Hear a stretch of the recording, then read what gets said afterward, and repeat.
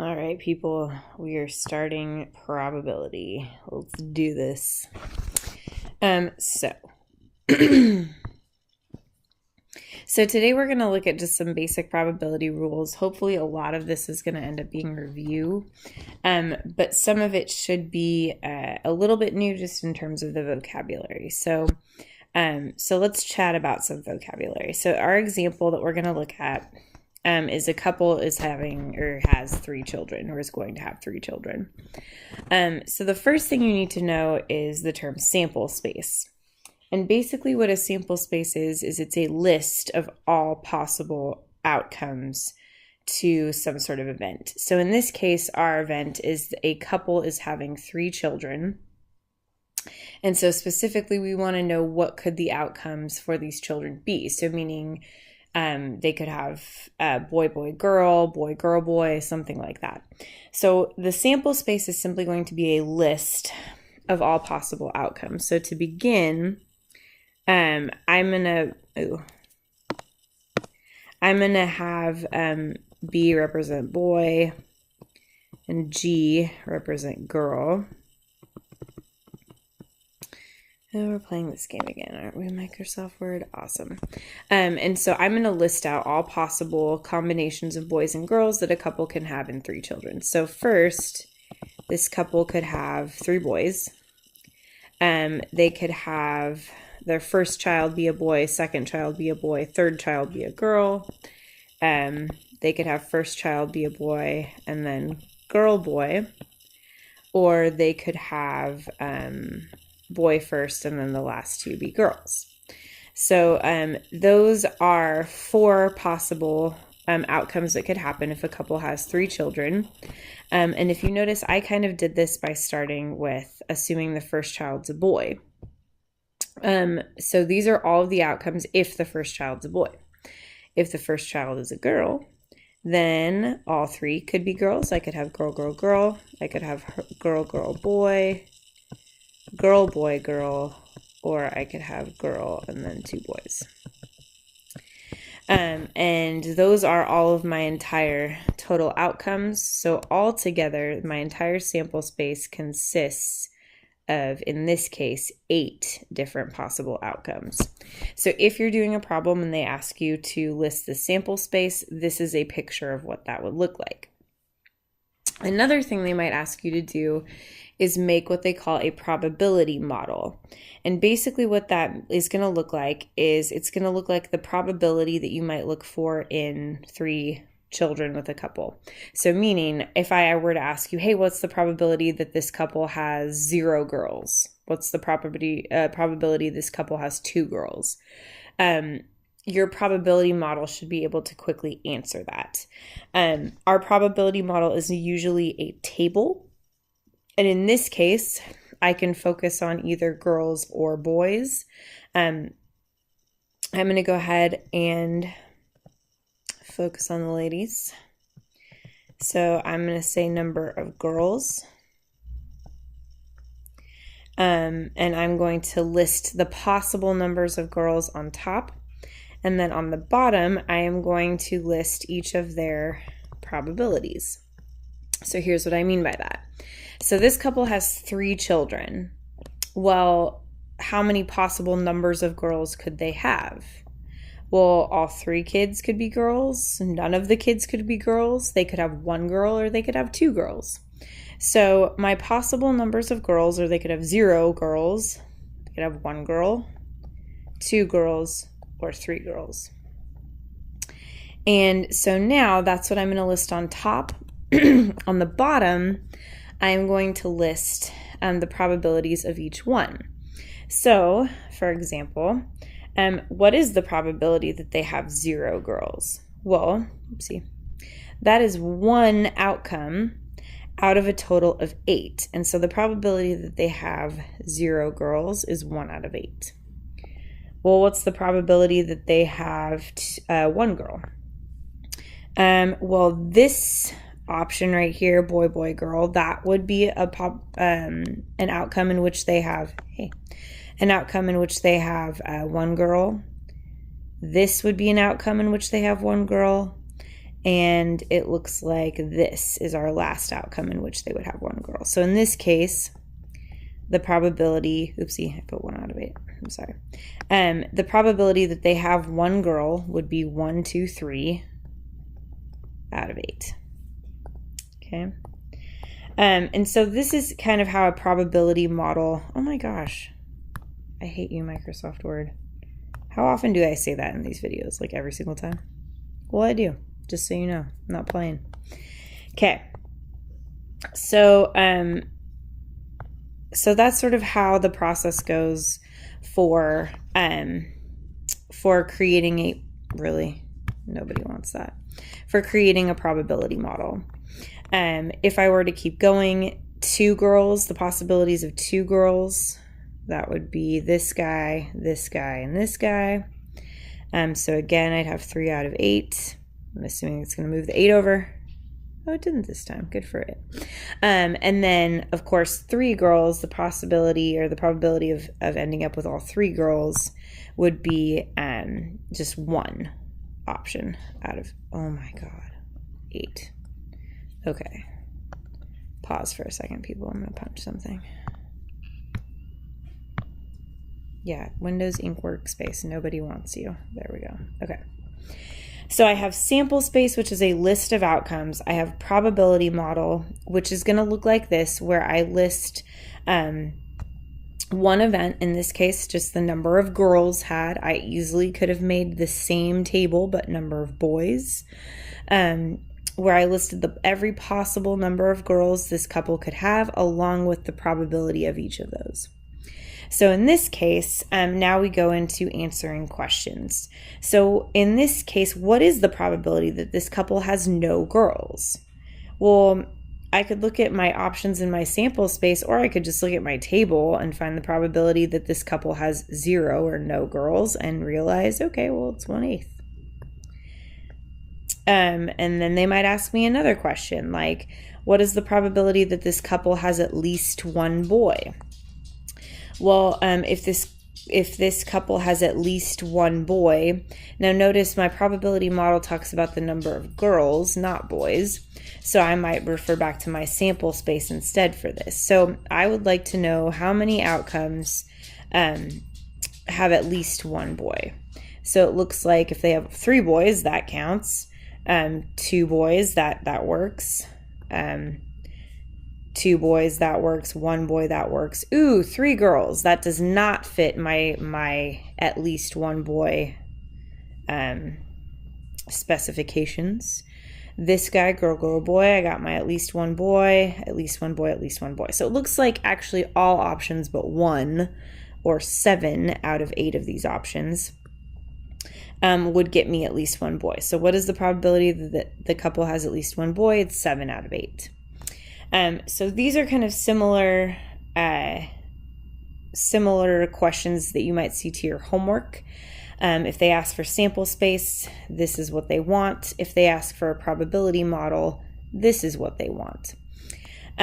Couple things about your probability model. Firstly, if it is a legitimate probability model, then all of these probabilities need to add up to 100%, or in other words, they need to add up to 1.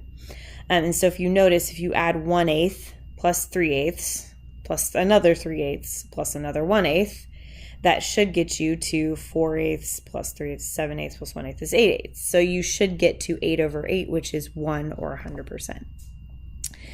Also, if they ask you for a probability model on your homework, they'll be specific for what they want. So they would say, hey, create a probability model for the number of girls this couple could have. Okay. So some notation and rules. Let's talk. So I want you actually to pause this for a second and see if you can fill in as many of these as you can. Some of this you have seen before. Some of this you should have seen before in geometry and algebra 2, but to be real, math teachers hate probability and statistics, and so they usually skip it. But just in case yours didn't, read through the rules and each of these and see how many of these you can kind of answer without actually any help from me. So pause this, and then when you're ready, let's keep going. Okay. So the first one, the probability of an event is a number between what and what? Well, it has to be between 0 and 1. So any number, any probability must be some number, some decimal between 0 and 1. Or if you're looking at percentages, it has to be a percentage that's not negative and not over 100%. All possible outcomes together have probabilities that must add up to 100%.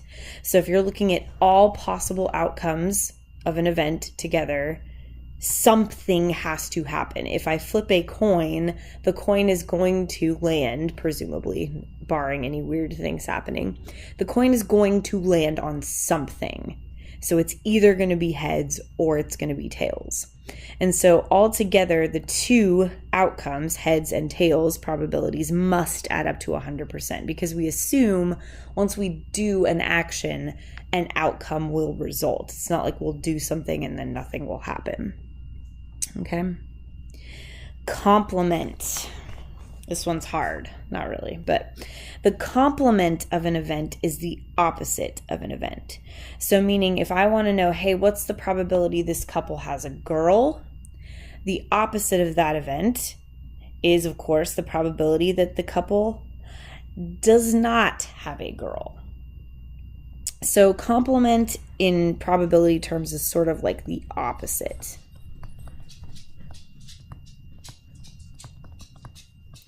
So it's the opposite. Oh, that's a bad quotation. Still bad. Oh well.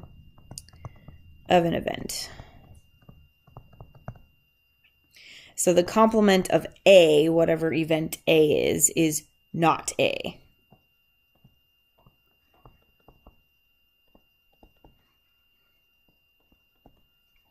So the complement of event A is not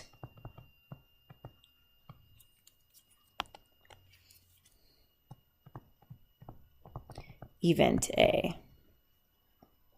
Okay.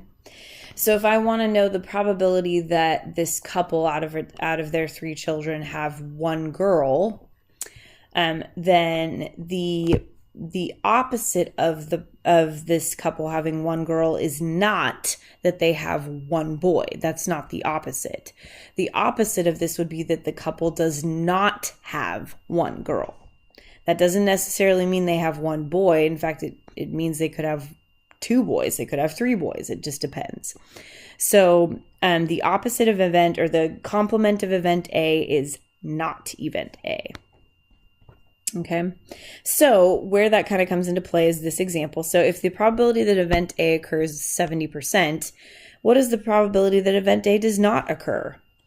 And that should just be whatever percentage is left over out of 100. So if 70% chance of event A, if that's the probability, then the probability that event A does not happen should be 30%. It should be left over from 100%. So how mathematically do you get that? You subtract probability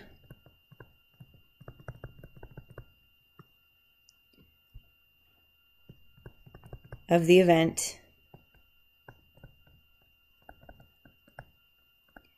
from 1, or from 100% if you're dealing with 100%. Okay.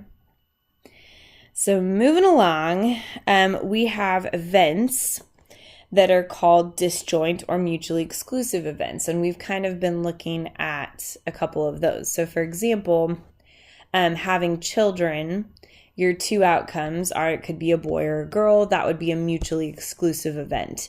If I already have told you this kid is a girl, then, simplistically assuming, then that child by definition is not a boy. If I flip a coin and it lands on heads, then the coin is heads. It is not tails.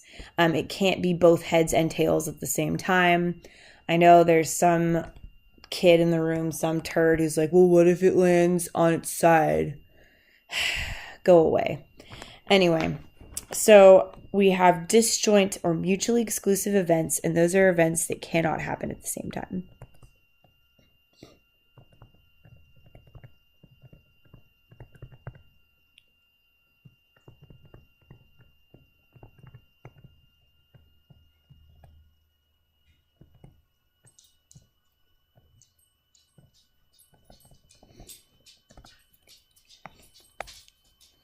Okay. So if two events are disjoint, if they are mutually exclusive, then the probability that one event or the other event occurs is actually found just by adding the two probabilities. So the way that that kind of works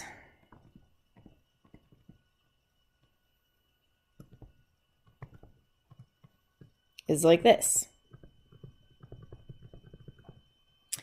So this is sort of how this would look. If I flip a coin, what is the probability that the coin lands on heads or tails? Well, assuming the coin is gonna land, which turd in the back of the room who's like, well, what if, go away.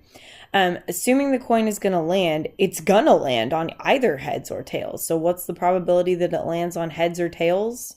Well, it's 100% because it's gonna land on one of those two things. So, I don't know why I kept that singular. Adding the two probabilities. There we go. So the probability, and the way we write this is with a P, which hopefully you've seen before.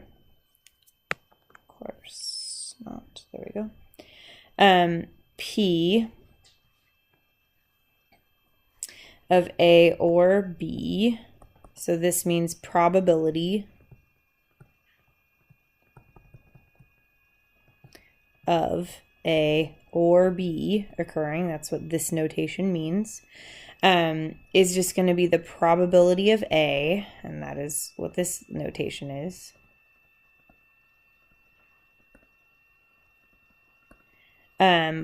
plus the probability of B.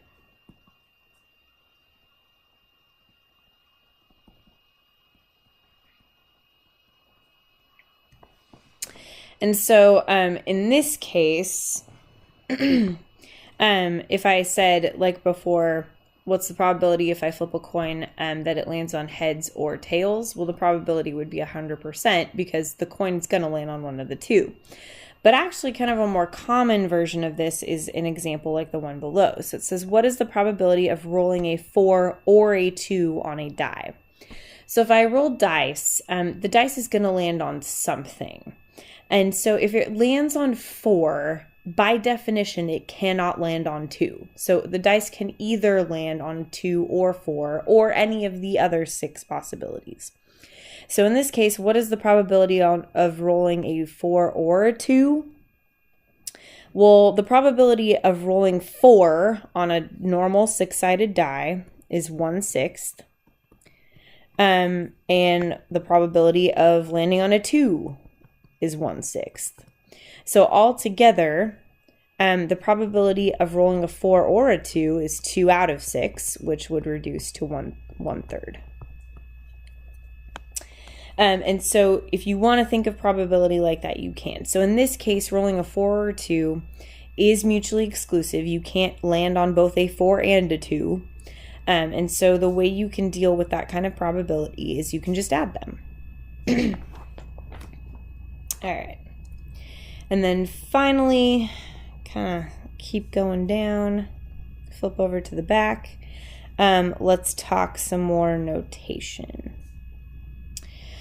So just like we kind of just wrote above,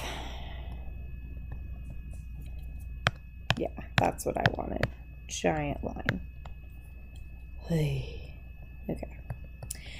Just like we wrote above, P parentheses A is math speak for the probability of event A, whatever that is. Okay, so for example, the way you might see that is probability of heads. This literally just means the probability of flipping a coin and it landing on heads.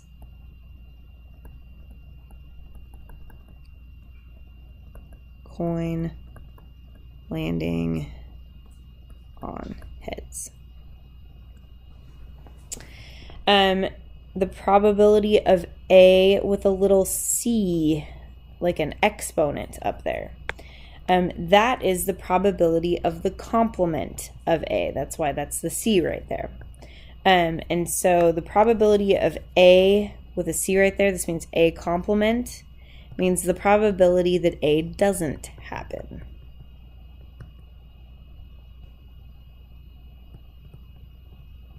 So this is the probability event A doesn't occur. Okay. And then AC, as we said, means the complement of A. So some of your homework, also possibly homework quiz, it might show something with a C next to it. So for example, if you saw heads with a C next to it, that just means tails, not heads, in other words. So your homework might kind of throw that at you, and you would be expected to know what that means. All right. So this stuff's kind of boring, to be honest, a lot of notation, but we're basically done. We're just going to look at a couple examples here. So these are very similar to what you actually would see on your homework and potentially on an AP test as well. So here we go. Take a second, pause this, and then try to answer these. I'm betting you can. It's really not that crazy.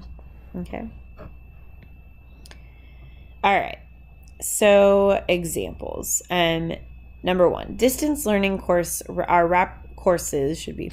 rapidly gaining popularity among college students. Randomly select an undergraduate student who is taking a distance learning course for credit and record the student's age. Here is the probability model. So we have age group, and then we have a probability of these kids being in each of these age groups. So for part A, they would like you to show that this is a legitimate probability model.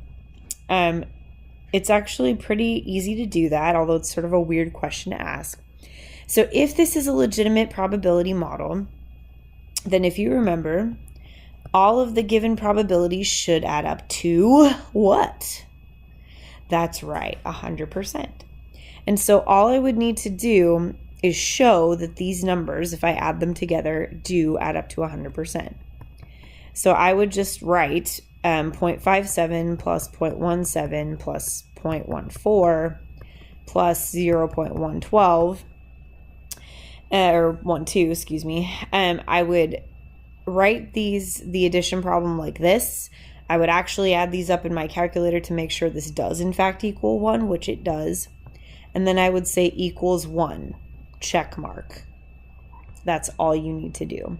So show this is a legitimate probability model. All of these probabilities add up to 1. That's good. Now this also, to be a legitimate probability model, all of the probabilities must be between 0 and 1. And if you notice, all of them are. So here's what we mean by that. We can't have negative probabilities. So even if all your probabilities do add up to 1, if one or more of these are negative, then this is not a legitimate probability model. So I'm going to say, okay, I've shown that they all equal 1. And then on the bottom, I'm going to write all probabilities are between 0 and 1. And then I have now shown that this is a legitimate probability model. Okay. Part B, it says find the probability that the chosen student is not in the traditional college age group. So that's from 18 to 23. So they want to know the probability that the student is not in this age group. There are a few different ways you could have done this, but I will tell you the answer is 0.43. So if you got that answer, that is great. Here are two ways you could have done that. So the probability of, I want the probability that this randomly selected college student is not in the age group 18 to 23. So one way I could have done this is I could have actually found the probability of not being in 18 to 23. And so the way I would have done that is actually just done 1 minus the probability that they are in the age group from 18 to 23. So in other words, I could have just done 1 minus 0.57 because I want the opposite of this probability, or in other words, the complement, which would be 0.43. So that is one way I could have found that 0.43 answer. The other way I could have done it is I wanted the probability that the that the person I select is not in this age group, which means any of these other possibilities are perfectly fine. So another way I could have gotten what I wanted, the probability of not being in 18 to 23 age group, is I could have just added up the remaining probabilities. So 0.17 plus 0.14 plus 0.12, which also should have given me 0.43. Either option would totally have worked. And on the AP test on your homework, you would actually be expected to show your work. So I would have either shown this, if that's what I did, or this, if that's what I did. Now, I actually wrote out some notation here. You don't even need to do that. It's better and fancier and cooler if you do. But you would just really need to have the parts that I've underlined, and that's it. Okay? So this should be enough for you to start and do your homework. Shouldn't be too bad. Yeah. Good luck. Enjoy.